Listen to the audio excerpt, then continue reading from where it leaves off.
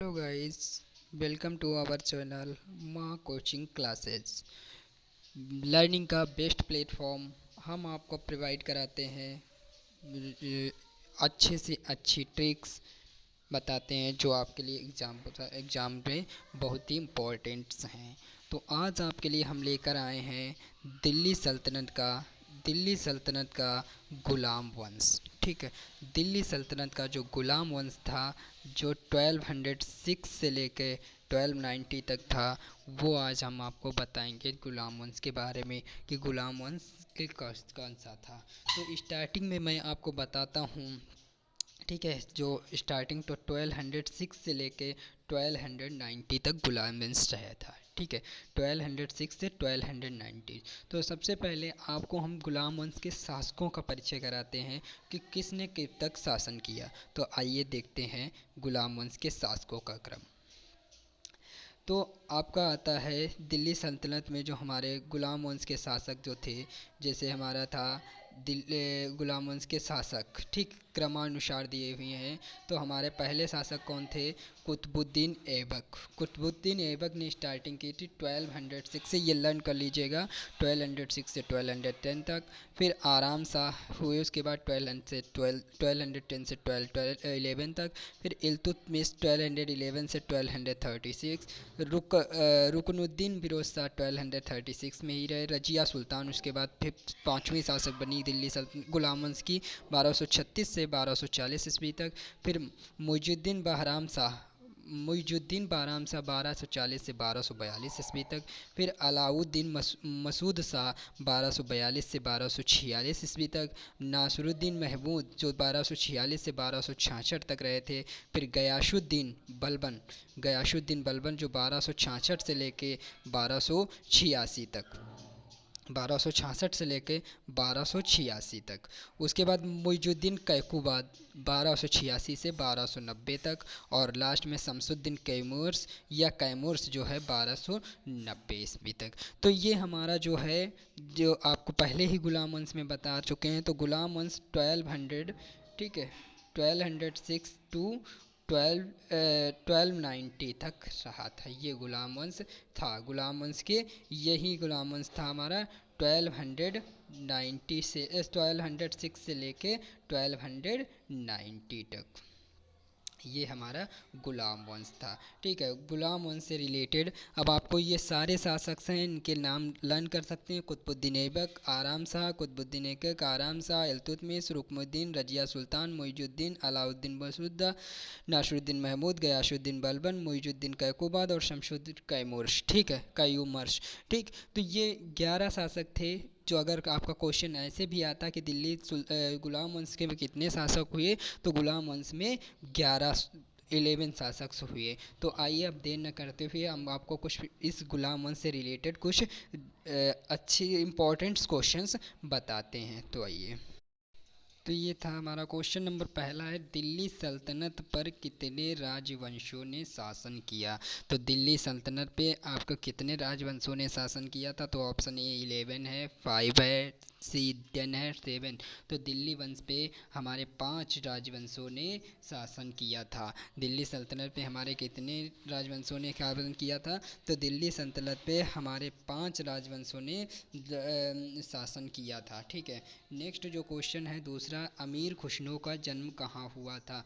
तो अमीर खुसरो का जन्म हमारा एक ऑप्शन दिया पटियाला, पटना, पेशावर। तो अमीर खुसरो का जो जन्म पटियाली में हुआ था। पटियाली जो यूपी में एटा ज़िले में पड़ता है। तो ऑप्शन नंबर ए करेक्ट है। ठीक है, नेक्स्ट क्वेश्चन नंबर तीसरा दिया है। क्वेश्चन नंबर तीसरा, मिनहाजुद्दीन सिराज किसके समय में काजी बना था? तो मिनहाजुद्दीन जो सिराज था, बलबन के, ऐबक के, नसरुद्दीन के कि कैकुबाद के? तो मिनहाजुद्दीन जो सिराज था वो नसरुद्दीन के समय में काजी बना हुआ था। नसरुद्दीन जब शासक था उस समय मिनहाजुद्दीन सिराज काजी बना हुआ था। ठीक है, नेक्स्ट क्वेश्चन देखिए। नेक्स्ट क्वेश्चन है हमारा, दिल्ली का कौन सा सुल्तान टोपी सिलकर कुरान की आयतों को बेचकर जीवन निर्वाह करता था? यानी कौन सा दिल्ली का ऐसा सुल्तान था जिसने टोपी सिलकर और कुरान की आयतों को बेचकर अपना जीवन निर्वाह किया था? कहकूबाद, बलबन, नसरुद्दीन, आराम शाह। तो नसरुद्दीन इसका ऑप्शन सही है। नसरुद्दीन जो ऐसा सुल्तान था जो टोपी सिलकर और कुरान की आयतों को बेचकर अपना जीवन निर्वाह करता था। ठीक है। नेक्स्ट क्वेश्चन है, बूढ़े सैनिकों को पदमुक्त करके पेंशन योजना किसने चलाई थी? तो बूढ़े सैनिकों को पदमुक्त करके पेंशन योजना जो है वो हमारा बलबन ने चलाई हुई थी। बलबन ने अपने बूढ़े सैनिकों को पदमुक्त कर दिया था और उनके लिए पेंशन योजना चलाई हुई थी बलबन। नेक्स्ट क्वेश्चन सही है। नाइब के पद का सृजन किसने किया था? तो नाइब का पद किसने बनाया था? तो नाइब के पद को बहराम शाह ने बनाया था। ठीक है, इसको सृजन किया था, नाइब के पद को बहराम शाह ने सृजन किया था। नेक्स्ट क्वेश्चन देखिए,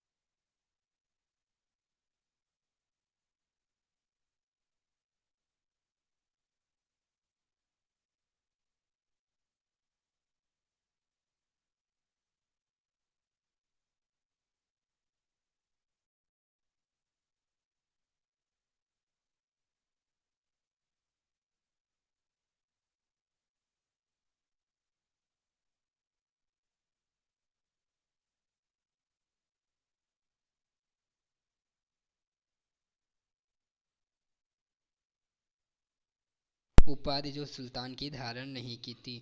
तुर्क ए चहलगामी का अंत किसने किया था? तुर्क ए चहलगामी जो थी वो ये 40 तुर्कों की एक कमेटी थी या एक संगठन था जिसका अंत जो है, तुर्क ए चहलगामी का अंत जो है किसने किया था? बलबन ने किया था। बलबन भी इस तुर्क ए चहलगामी का सदस्य था, लेकिन जब ये शासक बन बैठा तो इसका क्या हुआ, जब ये शासक बना तो इसको क्या किया गया, तो इसने तुर्क चहलगामी ने विरोध किया था, तो इसलिए इसका अंत बलबन ने किया था।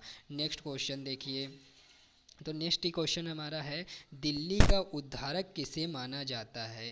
तो दिल्ली का उद्धारक जो है वो किसे माना जाता है? तो दिल्ली का उद्धारक नसरुद्दीन, इल्तुतमिश, बलबन, अलाउद्दीन।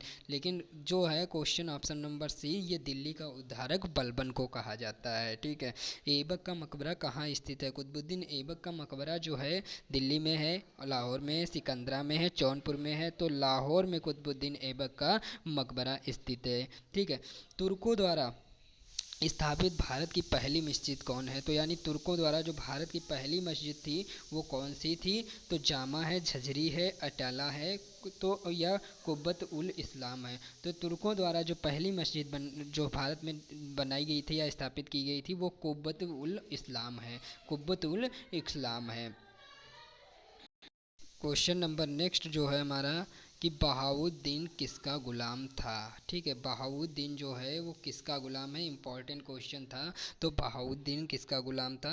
तो बहाउद्दीन हमारा ऑप्शन दिया हुआ है, गौरी का था, ऐबक का था, इल्तुतमिश का था या बलबन का था? तो बहाउद्दीन इल्तुतमिश का गुलाम था। बहाउद्दीन जो था वो इल्तुतमिश का गुलाम था। लाख बख्श के नाम से किस शासक को जाना जाता था? तो लाख बख्श के नाम से कुतुबुद्दीन ऐबक को जाना जाता था, क्योंकि ये लाखों लोगों को दान देता था और अच्छा था, इसलिए लाख बख्श के नाम से इसको जाना जाता था। लाख बख्श के नाम से किस शासक को जाना जाता था? तो कुतुबुद्दीन ऐबक को लाख बख्श के शासक लाख बख्श के नाम से जाना जाता था। नेक्स्ट क्वेश्चन है हमारा, अतरकीन का दरवाज़ा किस शासक ने बनवाया था? अतरकीन का दरवाज़ा किस शासक ने बनवाया था? तो अतरकीन का दरवाज़ा जो है किसने बनवाया था? तर्किन का दरवाज़ा इल्तुतमिश ने बनवाया था, जो कहाँ पे है? जो राजस्थान के नागौर में स्थित है। ठीक है, राजस्थान के नागौर में इल्तुतमिश ने अतरकिन का दरवाज़ा बनाया था। मोइनुद्दीन चिश्ती की दरगाह किसने बनवाई थी? मोइनुद्दीन चिश्ती की दरगाह जो कहाँ है? अजमेर में है, वो किसने बनवाई थी? तो मोइनुद्दीन चिश्ती की दरगाह इल्तुतमिश ने बनवाई हुई थी। किसने बनवाई हुई थी? इल्तुतमिश ने बनवाई हुई थी। ठीक है, नेक्स्ट क्वेश्चन देखिए हमारा। नेक्स्ट क्वेश्चन क्या? नेक्स्ट क्वेश्चन है हमारा, गुलाम वंश का अंतिम शासक कौन है? तो कौन था? तो गुलाम वंश का, अभी मैंने जब आप स्टार्टिंग में वीडियो के क्या आपको पूरे शासकों की श्रेणी जो दी थी, लिस्ट दी थी, उसमें सबसे लास्ट में जो नाम था वो हमारा क्यूमर्स का था। तो गुलाम वंश का अंतिम शासक जो है वो क्यूमर्स था। कौन था? क्यूमर्स था। ऐबक का दरबारी विद्वान कौन था? तो ऐबक का जो कुतुबुद्दीन ऐबक का दरबारी विद्वान कौन था? तो हशम निजामी जो था कुतुबुद्दीन ऐबक का दरबारी कवि था, विद्वान था। सैयद वंश, लोदी, खिलजी, गुलाम। ठीक है, सैयद वंश, लोदी, खिलजी, गुलाम और तुगलक का सही क्रम कौन है? तो तो सही क्रम कौन सा है? सैयद वंश, लोदी वंश, खिलजी वंश, गुलाम वंश, तुगलक वंश में सबसे यही 5 वंश थे जिन्होंने दिल्ली सल्तनत पर शासन किया था। तो कौन था? तो पहला आपका आता था गुलाम, खिलजी, उसके बाद दूसरा, उसके बाद फिर तुगलक ने किया था। ठीक है, और उसके बाद फिर आपका आता है जो था सैयद वंश, और सबसे लास्ट में लोदी वंश ने। तो यानी इसमें सबसे पहला कौन था? तो गुलाम। तो ऑप्शन नंबर कौन सा है? बी करेक्ट है। ठीक है, गुलाम, उसके बाद आपका खिलजी, फिर तुगलक, फिर उसके बाद सैयद वंश, फिर लोदी वंश ने दिल्ली सल्तनत पे शासन किया था। ठीक है, तो ये हमारे इसमें करेक्ट ऑप्शन बी है, बी ऑप्शन करेक्ट है। ठीक है, नेक्स्ट क्वेश्चन हम देखते हैं। ताज उल मासीर किसकी पुस्तक है?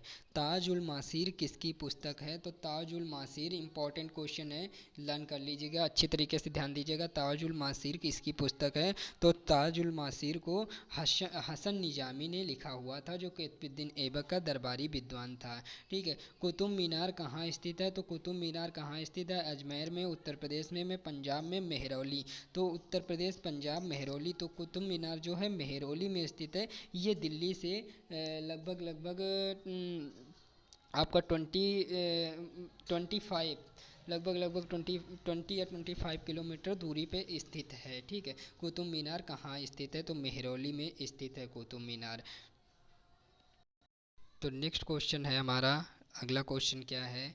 तुर्की साम्राज्य का वास्तविक संस्थापक माना जाता है। तो तुर्की साम्राज्य का जो वास्तविक संस्थापक था वो कौन था? तुर्की साम्राज्य का वास्तविक संस्थापक इल्तुतमिश था। कौन था? इल्तुतमिश था। ठीक है, तुर्की साम्राज्य का जो वास्तविक संस्थापक था कौन था? इल्तुतमिश था।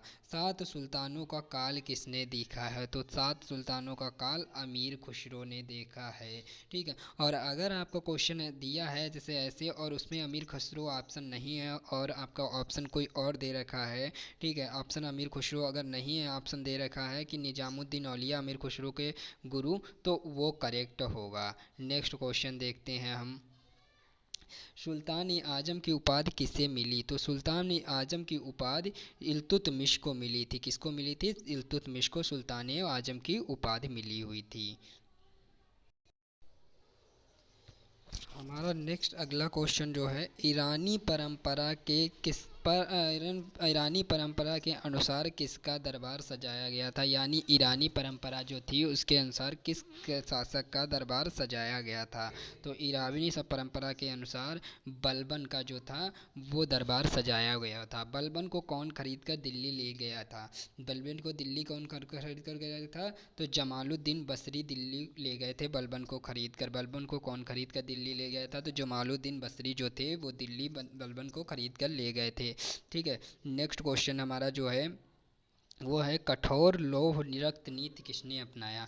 कठोर लौह रिक्त नीति किसने अपनाया। तो कठोर लौह रक्त नीति जो थी वो बलबन ने अपनाई थी। इसमें क्या था, ये जो इसके खिलाफ विद्रोह करता था उसको ये मरवा के या मार कर, ठीक है, उसके पत्नी या बच्चों को अपना गुलाम बना लेता था। ठीक है। छत्र प्रयोग की अनुमति किस सुल्तान ने दिया। छत्र प्रयोग की अनुमति किस सुल्तान ने दी थी। तो छत्र प्रयोग की अनुमति जो थी नसरुद्दीन ने दी हुई थी। छत्र प्रयोग की अनुमति किस सुल्तान ने दी थी। तो नसरुद्दीन ने छत्र प्रयोग की अनुमति दी हुई थी। अगला क्वेश्चन देखते हैं हम। तो अगला क्वेश्चन हमारा है तूतीय हिंद के नाम से किसे जाना जाता है। तूतीय हिंद के नाम से किसे जाना जाता है। तो तूतीय हिंद के नाम से अमीर खुसरो को जाना जाता है। अमीर खुसरो को तूतीय हिंद के नाम से जाना जाता है। सुल्तान बनने से पहले इल्तुतमिश गवर्नर था। ठीक है। सुल्तान बनने से पहले इल्तुतमिश गवर्नर कहाँ का था। लाहौर का था। लाहौर दो बार दिया हुआ है, मिस्टेक्स हो गई है कुछ। ठीक है। बदायूं का था या सभी का था। तो हमारा सुल्तान बनने से पहले इल्तुतमिश बदायूं का गवर्नर था। कहाँ का था। बदायूं का गवर्नर था। ठीक है। ये हमारा इल्तुतमिश बदायूं का गवर्नर था, इतना याद रखिएगा। अगला क्वेश्चन देखते हैं हम। तो 2.5 दिन का झोपड़ा किसने बनवाया था। 2.5 दिन का झोपड़ा जो है किसने बनवाया था, किस शासक ने 2.5 दिन का झोपड़ा बनवाया था। तो 2.5 दिन का झोपड़ा जो है ऐबक ने बनवाया था, कुतुबमिश ने बनवाया था, बलबन ने बनवाया था या अलाउद्दीन ने बनवाया था। तो 2.5 दिन का जो झोपड़ा है वो ऐबक ने बनवाया था, कुतुबुद्दीन ऐबक ने। तो ऑप्शन नंबर ए करेक्ट है। जीतल नामक जो सिक्का था, जीतल नामक सिक्का किसने चलवाया। तो जीतल नाम का जो सिक्का था वो किसने चलवाया था। तो जीतल नामक का जो सिक्का था वो इल्तुतमिश ने चलवाया था। किसने चलवाया था। Iltutmish. Option number B correct है। जीतल नामक सिक्का किसने चलवाया था। इल्तुतमिश ने चलवाया था। अगला क्वेश्चन है हमारा, जीतले इलाही की उपाधि किसने धारण किया। तो जीतले इलाही की उपाधि को किसने धारण किया था। तो जीतले इलाही की उपाधि को बलबन ने धारण किया था। किसने धारण किया था। बलबन ने जीतले इलाही उपाधि को धारण किया था। अगला क्वेश्चन हमारा है। अगला क्वेश्चन है कि बलबन का वास्तविक नाम क्या था। तो बलबन का वास्तविक नाम जो है वो क्या था। तो बलबन का वास्तविक नाम जलालुद्दीन था, बहाउद्दीन था, नसीरुद्दीन था या अलाउद्दीन था। तो बलबन का वास्तविक नाम बहाउद्दीन था। क्या था। बहाउद्दीन था जो बलबन का। तो ऑप्शन नंबर बी करेक्ट है। तुर्क ए चहलगामी का गठन किसने किया था। अभी आपको मैंने बताया था तुर्क ए चहलगामी क्या थी। तुर्कों की 40 लोगों की जो संस्था थी, 40 तुर्कों के गठन जो किया था उसका गठन किसने किया था। तो तुर्क ए चहलगामी का गठन इल्तुतमिश ने किया था। और आपको पहले ही मैं बता चुका हूँ इसका अंत जो है बलबन ने कर दिया था। अगला क्वेश्चन हमारा क्या है। अगला जो हमारा क्वेश्चन था, टंका नामक सिक्का किस धातु का था। तो टंका नामक जो सिक्का है वो हमारा चांदी का था। टंका नामक जो सिक्का है वो किस धातु का है। तो वो चांदी का है। तो चांदी का जो है टंका नामक सिक्का किस धातु का था। तो चांदी का था। सुल्तान गढ़ी दिल्ली का मकबरा किसने बनवाया था। तो सुल्तान जो गढ़ी दिल्ली का मकबरा जो है वो किसने बनवाया था। ऐबक ने। ऑप्शन ए है। बी ऑप्शन इल्तुतमिश दिया हुआ, सी ऑप्शन बलबन ने दिया, डी ऑप्शन अलाउद्दीन ने दिया है। अलाउद्दीन दिया हुआ है। तो सुल्तान गढ़ी का मकबरा जो है इल्तुतमिश ने बनवाया था। किसने बनवाया था। इल्तुतमिश ने बनवाया था। अगला जो हमारा क्वेश्चन है कि दीवाने अर्ज की स्थापना किसने किया। तो दीवाने अर्ज की स्थापना हमारा किसने किया। तो ऑप्शन दिया हुआ, ऑप्शन ए इल्तुतमिश ने किया, ऑप्शन बी बलबन ने किया, ऑप्शन सी ऐबक ने किया या ऑप्शन डी रजिया ने किया। तो दीवाने अर्ज की स्थापना जो है वो बलबन ने की हुई थी। किसने किया हुआ था। बलबन ने। ऑप्शन बी करेक्ट है। हंसने एवं बोलने पर प्रतिबंध किसने लगाया था। तो हंसने और बोलने पर जो प्रतिबंध है वो बलबन ने लगाया था। किसने लगाया था। बलबन ने लगाया था। अपनी प्रतिष्ठा को बनाए रखने के लिए, अपने उसको बनाए रखने के लिए हंसने एवं बोलने पर प्रतिबंध लगा दिया था बलबन ने। ठीक है। अगला क्वेश्चन हमारा क्या है। अगला क्वेश्चन है कि राजत्व सिद्धांत किसने प्रतिपादित किया। राजत्व जो सिद्धांत था वो किसने प्रतिपादित किया। तो राजत्व जो सिद्धांत था वो बलबन ने प्रतिपादित किया, इल्तुतमिश ने किया, नसरुद्दीन ने किया या राजिया ने किया। तो राजत्व सिद्धांत का भी प्रतिपादन बलबन ने किया था। ठीक है। और सैनिकों को नगद वेतन किसने दिया। तो अभी आपको पहले ही ये क्वेश्चन में इस वीडियो में मैं बता चुका हूँ। तो सैनिकों को नगद वेतन जो है, सैनिकों को रिटायर, अपने बूढ़े सैनिकों को रिटायर करके या उनको पद मुक्त कर कर जो वेतन दिया था, तो ठीक पेंशन दी थी, तो वो नगद वेतन वालों को ही पेंशन दी जाती है। तो किसने किया था? तो रासायनिकों को नगद वेतन भी बलबन ने ही दिया था। किसने दिया था? बलबन ने दिया था। अगला क्वेश्चन हमारा, अगला है नाइब के पद का सर्वाधिक उपयोग किसने किया? तो नाइब के पद का जो सर्वाधिक उपयोग किसने किया था? तो नाइब के पद का सर्वाधिक उपयोग भी बलबन ने किया हुआ था। ठीक है। दिल्ली का कौन सा सुल्तान सिजात पावोश लागू किया? दिल्ली के कौन से सुल्तान ने सिजात पावेश लागू किया? तो दिल्ली का जो है कौन सुल्तान था जिसने सिजात पावेश लागू किया था? तो बलबन ही था, जो बलबन ने सिजात पावोश लागू हुआ किया था। अगला क्वेश्चन है हमारा, अब अगला है जो हमारा, अमीर खुसरो का मूल नाम क्या था? तो अमीर खुसरो का जो मूल नाम क्या था? तो अमीर खुसरो का मूल नाम अबुल हसन था, अली अहमद था, अबू रेहान था, या बिस्मिल्लाह था? तो अमीर खुसरो का अबुल हसन मूल नाम था। क्या नाम था? अबुल हसन नाम था। तो ये दोस्तों आपको हमारे गुलाम वंश के कुछ महत्वपूर्ण, कुछ मोस्ट इम्पॉर्टेंट क्वेश्चन थे जो आप लोगों के लिए हम लेके आए हैं। आप सभी आप सभी आप सभी का धन्यवाद देना चाहते हैं, जो लोगों ने, आप सभी लोगों ने उस वीडियो को ध्यान से देखा और पढ़ा। और अगला जो हमारा टॉपिक लेकर आएंगे, वो हम लेकर आएंगे दिल्ली सल्तनत के नेक्स्ट वंश को, अगले वंश को, दिल्ली सल्तनत के अगले वंश को। तो आप लोगों से एक बात और कहना चाहता हूँ कि चैनल को ज़्यादा से ज़्यादा शेयर एवं सब्सक्राइब करें, जिससे और लोगों के पास भी ये जानकारी पहुँचते रहे। तो धन्यवाद आप सभी का। मिलते हैं नेक्स्ट वीडियो में दिल्ली सल्तनत के नेक्स्ट वंश को लेकर। धन्यवाद।